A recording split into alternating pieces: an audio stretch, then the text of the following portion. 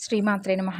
అమ్మతో ప్రయాణానికి స్వాగతం. అందరికీ అమ్మవారి ఆశీస్సులుండాలని మనస్ఫూర్తిగా ఆ తల్లిని వేడుకుంటూ ఈరోజు మంగళవారం రోజున ఈ కథ విన్న వారికి కుజదోష నివారణతో పాటు సుబ్రహ్మణ్యేశ్వర స్వామివారి అనుగ్రహం కలుగుతుంది. కాబట్టి భక్తి శ్రద్ధలతో ఈ కథను వినండి. పూర్వం ఒకప్పుడు సూత మహర్షుల వారిని శౌనకాది మహామునులందరూ కూడా ఈ విధంగా అడుగుతారు. ఓ మహర్షి, ఈ లోకంలో కుజదోషం వలన కొంతమంది వివాహం కాకుండా ఉండిపోయి ఉన్నారు. కొందరు సంతానం లేక, మరికొందరు ధనం లేక, రుణాలతోనూ, ఇంకొందరు వ్రణములు, ప్రమాదాలు, అగ్నిబాధలు, శత్రుబాధలు పొందుతూ ఉన్నారు. అసలు ఇంతకీ ఈ కుజుడు ఎవరు? అతని శక్తి సామర్థ్యాలు ఎలాంటివి? కుజదోష నివారణోపాయాలు ఏమిటి అని అడుగుతారు. అప్పుడు సూత మహర్షుల వారు, ఓ ఋషులారా, శ్రద్ధగా ఆలకించండి. ఇప్పుడు మీరు చెప్పినటువంటి దోషములన్నీ కూడా ఉన్నవారు అపర్ణాదేవి పూజ కానీ, సుబ్రహ్మణ్యేశ్వర స్వామి వారి యొక్క ఆరాధన కానీ చేసి, కుజజన్మ వృత్తాంతం కానీ, అపర్ణాదేవి యొక్క కళ్యాణ వృత్తాంతం కానీ ఎవరైతే శ్రద్ధగా ఆలకిస్తారో, ఎవరైతే పారాయణ చేస్తారో, వారికి ఉన్నటువంటి జన్మ లగ్నవశాత్తు ఉన్నటువంటి కానీ, గోచార లగ్నవశాత్తు ఉన్నటువంటి కానీ, ద్వితీయ, చతుర్థ, సప్తమ, అష్టమ వ్యయస్థానాలలో ఉన్నటువంటి కుజుడు ఉండడం వలన వారికి కలిగేటటువంటి సమస్త కుజదోషాలు కూడా తొలగిపోయి కోరినటువంటి కోరికలు తప్పకుండా నెరవేరుతాయి. ముందుగా కుజజన్మ వృత్తాంతం గురించి చెబుతున్నాను, శ్రద్ధగా వినండి అంటూ సూత మహర్షి ఈ విధంగా ప్రారంభిస్తారు. శ్రీ మహావిష్ణువు తన యొక్క నాభి కమలము నుండి బ్రహ్మను సృష్టించాడు. ఆ బ్రహ్మదేవుడు ప్రజాపతులను సృష్టించాడు. వారిలో దక్ష ప్రజాపతి ఒకడు. దక్షుడు అనగా సమర్థుడు అని అర్థం. ఆ దక్ష ప్రజాపతి తన కుమార్తెలలో 27 మందిని, అశ్విని నక్షత్రాలు అని అంటారు, ఇలా మొదలైన వారిని చంద్రుడికిచ్చి వివాహం చేశారు. ఒక కుమార్తెను పరమేశ్వరుడికిచ్చాడు. ఆమె పేరే దాక్షాయిని. పరమేశ్వరుడు ప్రతిరోజు కూడా సాయంత్రం నాట్యం చేస్తూ ఉంటాడు. అందుకే ఆయనకు నటరాజ్ అనే పేరు వచ్చింది. ఆ నాట్యం చూసేందుకు ముక్కోటి దేవతలు వస్తారు. అలాగే దక్షుడు కూడా వచ్చేవాడు. దక్షుడు మామగారు అయినప్పటికీ పరమేశ్వరుడు నాట్యం పూర్తయిన తరువాత ముందుగా దక్షుణ్ణే సాగనంపి తరువాత మిగతా దేవతలను సాగనంపేవాడు.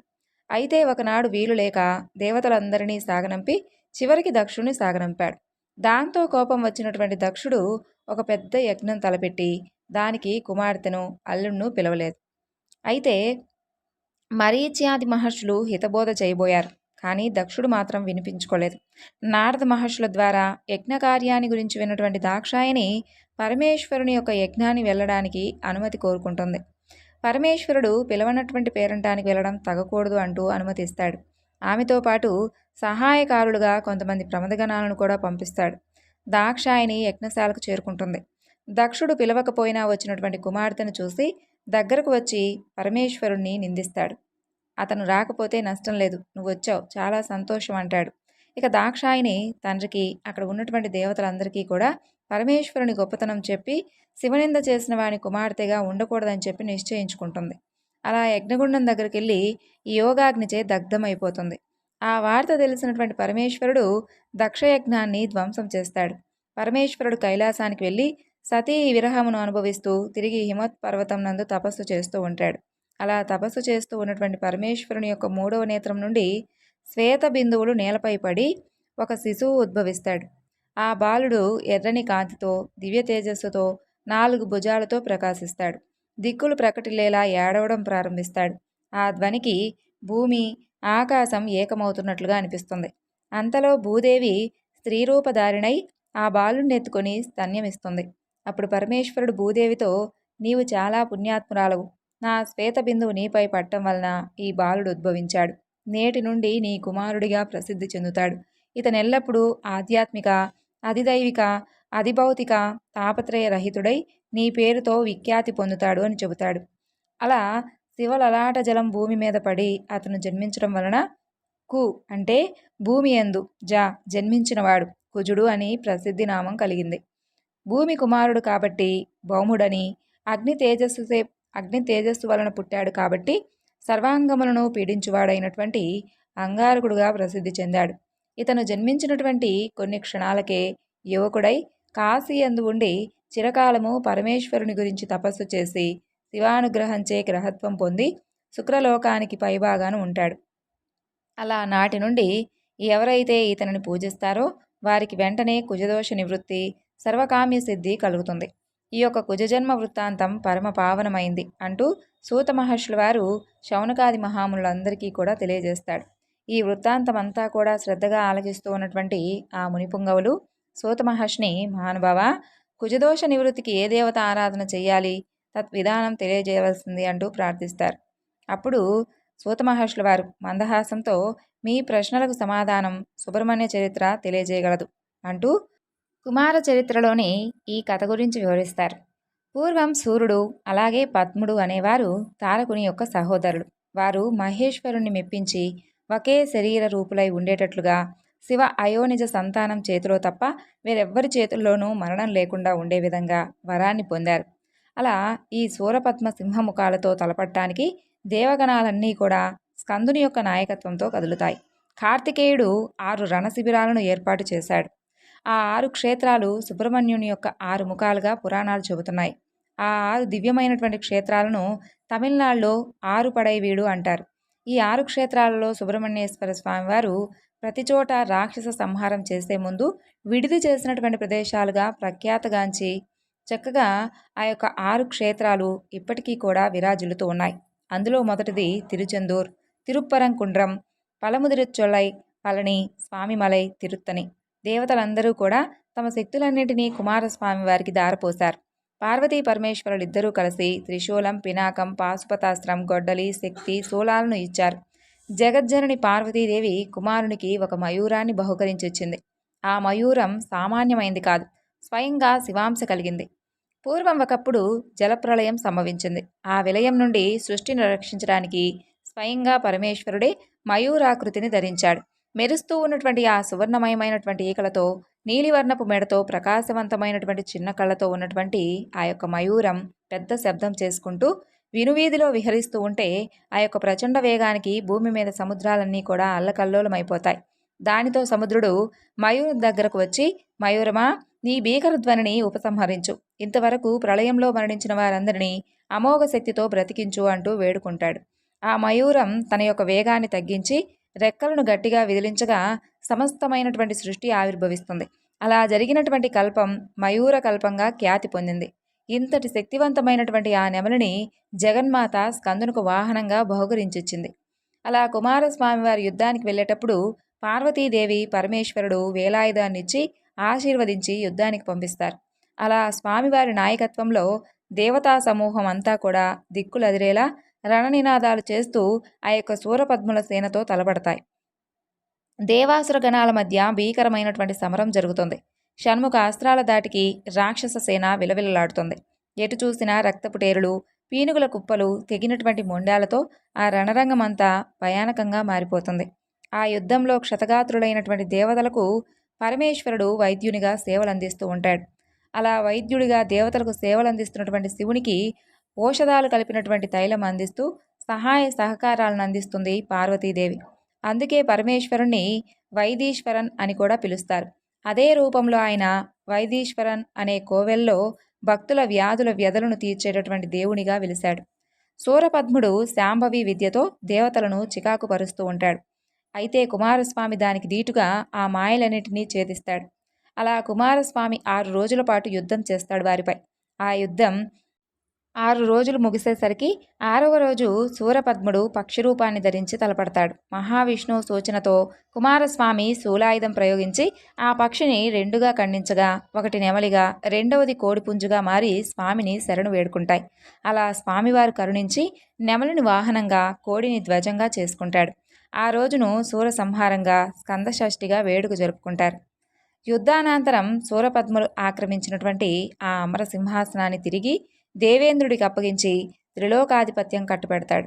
తర్వాత కార్తికేయుడు తిరుప్పగుండ్రం అనేటటువంటి ప్రదేశంలో విశ్రమించగా మహేంద్రుడు దేవసేనను అక్కడికి తీసుకుని వచ్చి, కుమారా, ఈ కన్యను బ్రహ్మదేవుడు నీకోసం సృష్టించాడు, ఈమెను చేపట్టవలసింది అంటూ ప్రార్థించగా కుమారస్వామి అందుకు అంగీకరించి దేవసేనను వివాహమాడతాడు.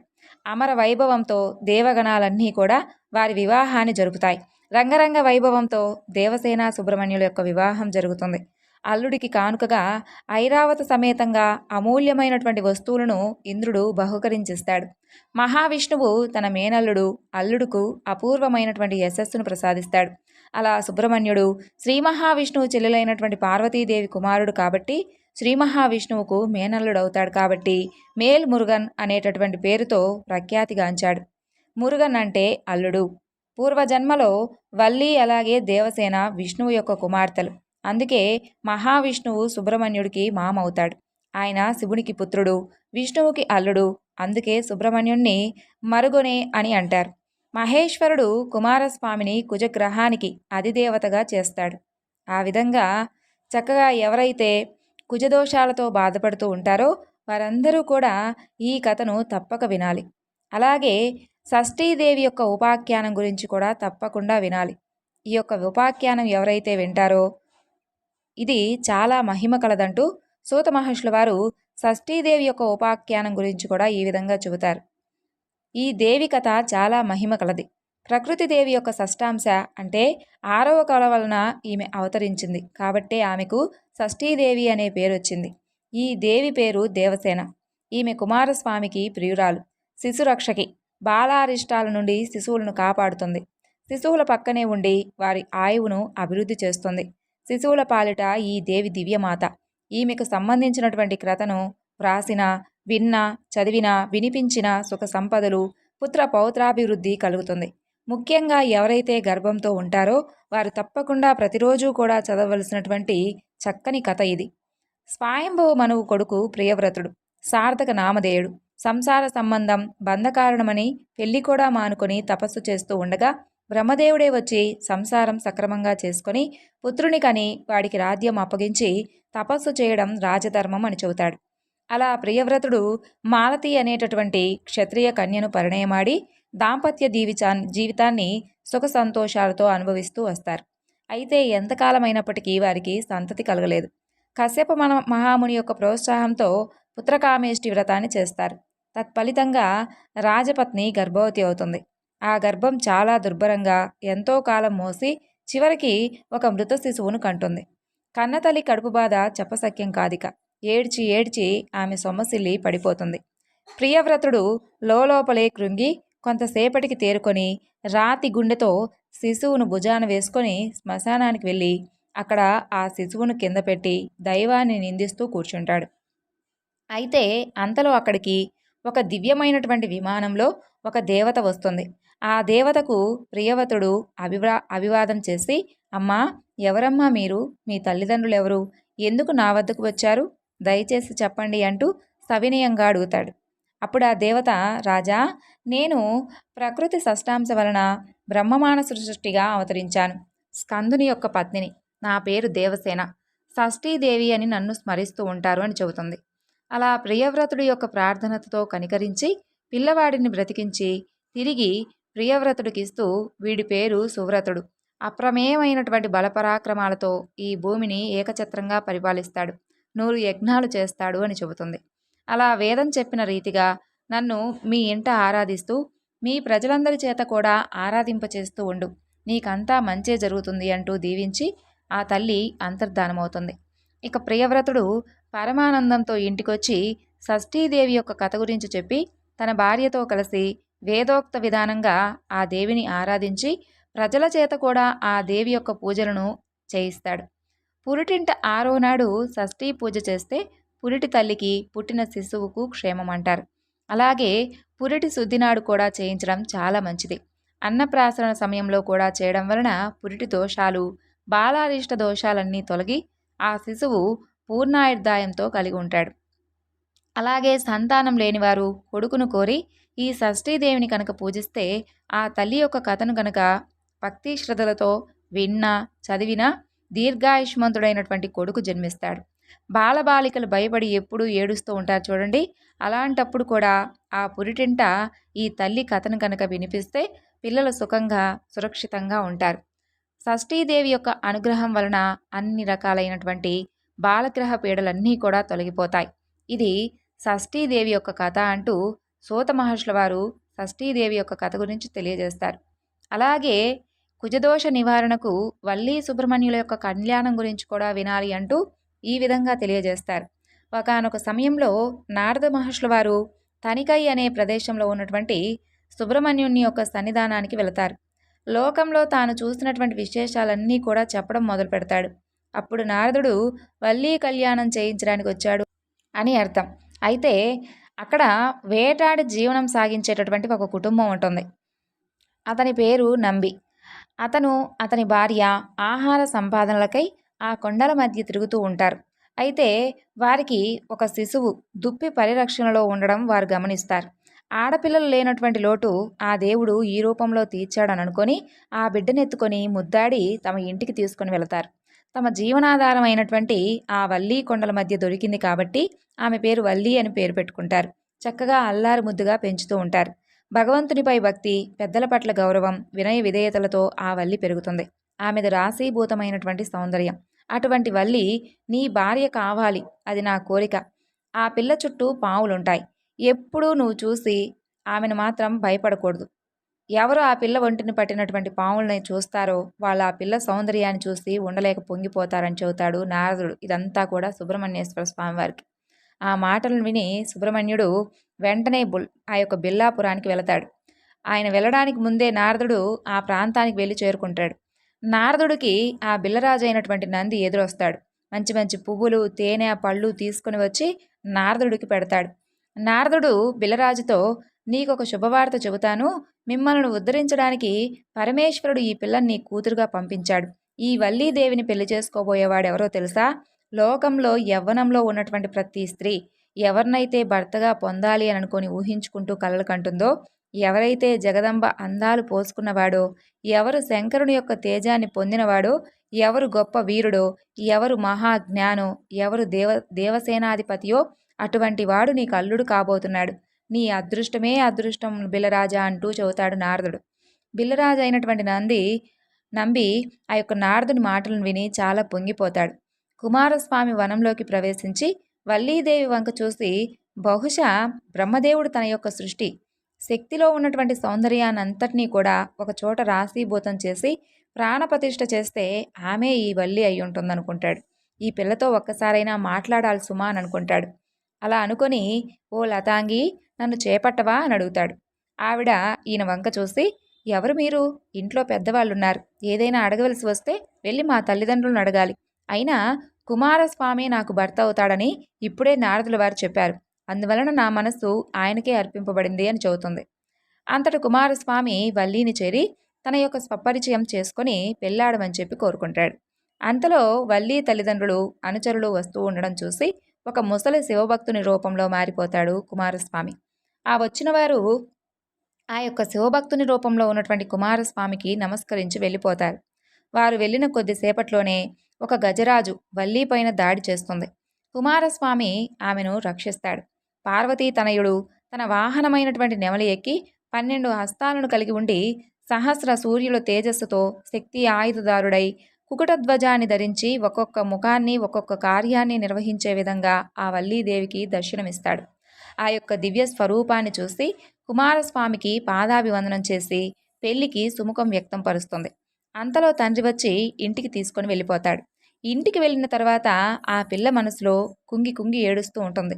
అయ్యో, ఎక్కడి మహానుభావుడు, నేను ఒక్క మాట కూడా నోరు తెరిచి చెప్పలేదే అని అనుకుంటూ ఉంటుంది. అది చూసినటువంటి చెలికత్త, ఏమ్మా, ఎందుకమ్మా అంత బెంగ పెట్టుకుంటావు? ఒక ఆకు మీద ఉత్తరం రాసి ఇవ్వచ్చు కదా, నేను పట్టుకొని వెళ్ళి ఆయనకి ఇస్తానులే అని చెబుతుంది.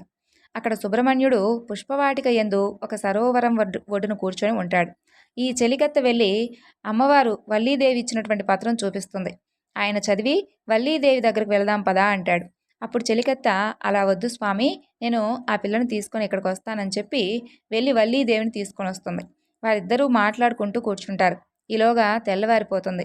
పిల్ల కనిపించడం లేదని అందరూ వెతుకుతూ సరోవరం ఒడ్డు దగ్గరకు రాగానే ఇద్దరు కనిపిస్తారు. ఆ బిల్లనాయకుడికి ఆ యువకుడు సుబ్రహ్మణ్యుడని తెలియదు. సుబ్రహ్మణ్యుడు కూడా వేటగాని వేషంలో ఉంటాడు కదా. వెంటనే ఆగ్రహంతో తన యొక్క పరివారంతో ఆయన మీద బాణాలను ప్రయోగిస్తాడు. అయితే సుబ్రహ్మణ్యుడు మాత్రం నవ్వుతూ వాటన్నింటినీ కూడా స్వీకరించి వల్లీదేవి వంక చూసి వారి మీద సమ్మోహనాస్త్రాన్ని ప్రయోగిస్తాడు. అందరూ కిందపడి స్పృహ తప్పిపోతారు. తిరిగి స్వామివారు అనుగ్రహించేసరికి మరలా వారందరికీ స్పృహ వచ్చి లేస్తారు. వారు లేచి చూసేసరికి శూలం పట్టుకుని నెమలి వాహనం మీద వల్లీదేవితో కలిసి కూర్చున్నటువంటి సుబ్రహ్మణ్యుడు సాక్షాత్కరిస్తాడు. ఆ బిల్లులందరూ నేల మీద పడి సుబ్రహ్మణ్యుడికి సాష్టాంగ నమస్కారం చేసి పొంగిపోతారు. స్వామి నంబిరాజన్ వద్దకు వెళ్ళి తన కుమార్తెనిచ్చి వివాహం చేయమని చెప్పి అడుగుతాడు. అప్పుడు నంబిరాజన్ వల్లీదేవి తన కుమార్తె కాదని చెప్పి ఆదిశేషుని కుమారుడైనటువంటి కుముదుని కుమార్తెని, కానీ ఈమె మా ఇంట పెరుగుతుంది కాబట్టి వల్లి నాగస్వరూపిణి కావడం వలన నాగస్వరూపుణ్ణి మాత్రమే వివాహం చేసుకుంటుంది అని చెబుతాడు. అప్పుడు కుమారస్వామి సర్పరూపంలో వల్లీదేవిని వివాహం చేసుకోవడానికి సంసిద్ధుడవుతాడు. అంతలో నారదుడు, దేవసేన, పార్వతీ పరమేశ్వరులతో అక్కడికి వస్తారు. నేను ఎంత భాగ్యవంతురాలనో కదా అనుకొని వల్లీదేవి పార్వతీ పరమేశ్వరులకు నమస్కరిస్తుంది. అలా కొండజాతి ఆచారం ప్రకారం వధూవరులను కూర్చోబెట్టి వినాయకుడి సమక్షంలో శివపార్వతుల యొక్క ఆశీర్వచనాలతో దేవసేన అంగీకారంతో దేవతలందరూ కూడా పుష్పవర్షాన్ని కురిపిస్తూ ఉండగా వల్లీ సుబ్రహ్మణ్య స్వామిల యొక్క వివాహం ఆనందదాయకంగా జరుగుతుంది. ఒక కొండజాతి పిల్లను చేసుకున్నందుకు జ్ఞాపకార్థకంగా సుబ్రహ్మణ్య స్వామి కలియుగమునందు కొండలపైనే వెలుస్తానని చెప్పి అందరికీ మాటిస్తాడు. అందుకే దాదాపుగా స్వామివారి యొక్క ఆలయ క్షేత్రాలన్నీ కూడా కొండలపైనే వెలుసుంటాయి. పార్వతీ పరమేశ్వరులతో దేవసేనతో కలిసి ఆనాటి నుండి ఈనాటి వరకు భక్తుల కోరికలను అనుగ్రహించడానికి సుబ్రహ్మణ్యేశ్వర స్వామివారు తిరుత్తణియందు వెలిసి ఉన్నారు. సుబ్రహ్మణ్యేశ్వర స్వామివారిని పూజిస్తే మనకున్నటువంటి పాపాలన్నీ దగ్ధమైపోతాయి, వంశాభివృద్ధి జరుగుతుంది. కుమారస్వామివారు పాముగా మారి వివాహం చేసుకున్నటువంటి రోజున ఎవరైతే ఈ కథను వింటారో వినిపిస్తారో వారికి ఉన్నటువంటి సకల కోరికలు నెరవేరి కుజదోషాలతో పాటు సర్పదోషాలు కూడా తొలగిపోతాయి. ఇక వల్లీ అమ్మవారు కుండలినికి యొక్క శక్తికి ప్రతీక. ఆ శక్తి చలనానికి ఆగమంలో పాకేటటువంటి నాదశక్తికి ప్రతీక వల్లీ అమ్మ. మనందరిలోనూ కుండలిని శక్తి 3.5 అడుగుల చుట్టుకొని మూలాధార చక్రం నందు ఉంటుంది. అయితే ఆ కుండలిని శక్తిని కదపడం అనేది కేవలం సమర్థుడైనటువంటి గురువు యొక్క పర్యవేక్షణలో తప్ప ఎవ్వరూ కూడా సొంత ప్రయోగాలు చేయకూడదని పెద్దలు చెబుతూ ఉంటారు. శివశక్తుల అనురాగానికి ఫలము జ్ఞాన పండిత అని కీర్తింపబడ్డవాడు గజముఖానుజునుడు దేవసేనాధిపతి వల్లీ నాయకుడైనటువంటి సుబ్రహ్మణ్యేశ్వర స్వామివారి యొక్క వైభవాన్ని తలుచుకొని స్వామివారి అనుగ్రహానికి ప్రతి ఒక్కరూ కూడా పాత్రులవుదామంటూ సూత మహర్షుల వారు ఈ యొక్క వల్లీ దేవసేన అలాగే కుమారస్వామి వారి యొక్క వివాహ కథ గురించి కూడా వివరిస్తారు.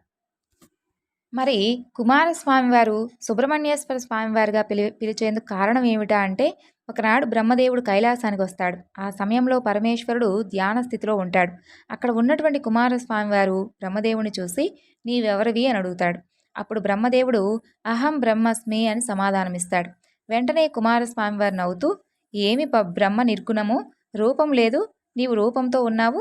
బ్రహ్మ అక్షరుడు, కానీ నీ రూపం నశించిపోతుంది కదా. బ్రహ్మ నిశ్చలం, కానీ నీవు చలించుటుంటివి. నీవు ఆ శబ్దానికి తగిన వాడివి కాదు అని చెప్పి వాదిస్తాడు. అయితే బ్రహ్మదేవుడు శక్తి చాలక మౌనంగా ఉంటాడు. ఆ స్థితిలో శంకరుడు బాహ్య దృష్టుడై సుబ్రహ్మణ్యం అని అంటాడు. బ్రహ్మదేవుడు తలలు వాల్చాడు. కుమారస్వామి తండ్రికి సాష్టాంగ నమస్కారం చేశాడు. శూలి సుబ్రహ్మణ్య పదం నీకు జగద్భాప్తి అవుతుంది అంటూ దీవిస్తాడు. అలా ఆ యొక్క పరమేశ్వరుని యొక్క దీవెన వలన సుబ్రహ్మణ్య అనేటటువంటి పేరు స్వామివారికి వచ్చింది అంటూ అగస్త్య మహర్షి తన యొక్క శిష్యుడైనటువంటి మాండవ్యునికి చెబుతాడు. కుమారస్వామికి సుబ్రహ్మణ్యుడు అనేటటువంటి పేరు ఏ విధంగా వచ్చింది అనే విషయం గురించి ఈ విధంగా వివరిస్తాడు. ఈ వివరణను ఇంతటితో ముగిస్తున్నాను. సర్వం శ్రీ లలితార్పణమస్తు. స్వస్తి.